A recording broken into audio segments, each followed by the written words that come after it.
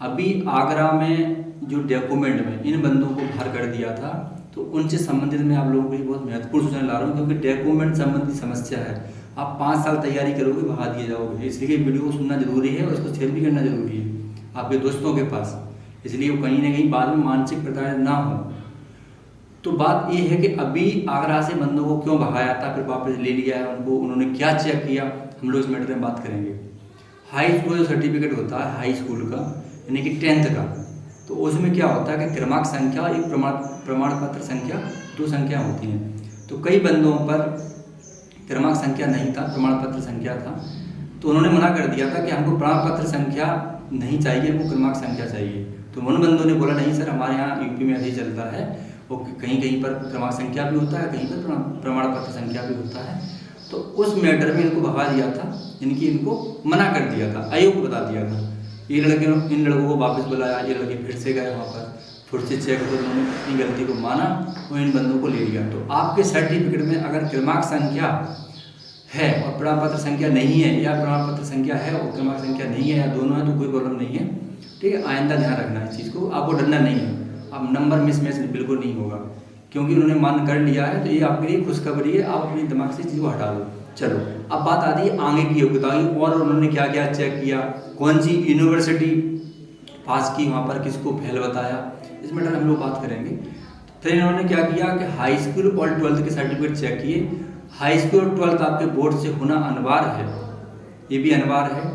अब कई लड़के मुझसे क्वेश्चन पूछते हैं कि सर 12th में कौन सा सब्जेक्ट होता है, तो भैया एक चीज़ ध्यान से सुन लो आप लोग कि 11th और 12th में आपको पता है कि 10th 11th 12th जो बंदे ब्राह्मण होते हैं या नहीं होते, या जो इस फील्ड में जाना चाहता है, तो ज़्यादातर सर्टिफिकेट संस्कृत से ही लेते हैं, ज़्यादा संस्कृत से ही सर्टिफिकेट लेंगे, नहीं क्वालिफिकेशन सर्टिफिकेट लेंगे।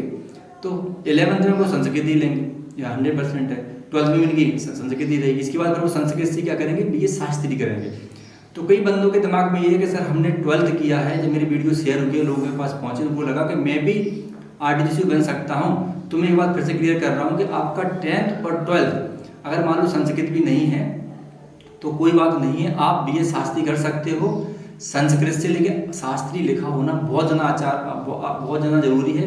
MA पर आचार्य लिखा होना बहुत ज़्यादा जरूरी है, ये बात ध्यान रखना। और उनको कुछ समझ में नहीं आती है, और वो खाली ये देखेंगे कि BA शास्त्री जब किया है, शास्त्री लगे तो संस्कृत से ही होगा, जब संस्कृत से होगा तो उस पर शास्त्री लिखा होना बहुत ज़्यादा जरूरी है। ये हमारी प्रॉब्लम है, ये समस्या उनकी नहीं है। तो आप अगर आप शास्त्री कर रहे हो तो ऐसी यूनिवर्सिटी से करना जहाँ पे BA शास्त्री यानी कि BA को BA समकक्ष BA लिख कर दे रहे हैं, ठीक है।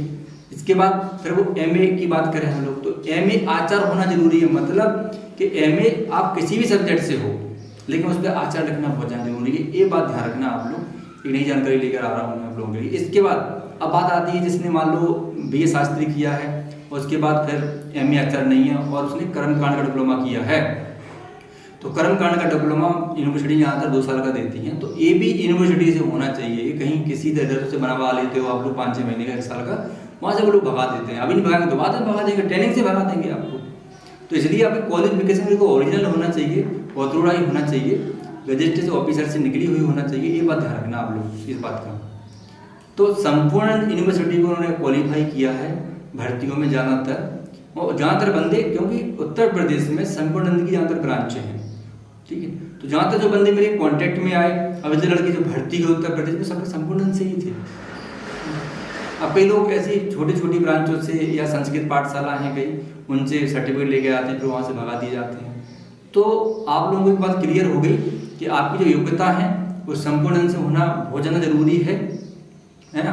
मैं ये सिद्ध नहीं कर रहा हूँ कि मैं बोल रहा हूँ बहुत ज़्यादा जरूरी है, लेकिन उन्होंने वहाँ पर जरूरी समझा, और वहाँ पर जो बंदे थे वो संपूर्णानंद की बंदे थे, उन्होंने संपूर्णानंद की बार नाम लिया वहाँ पर, तो ये संपूर्णानंद से हो किससे हो।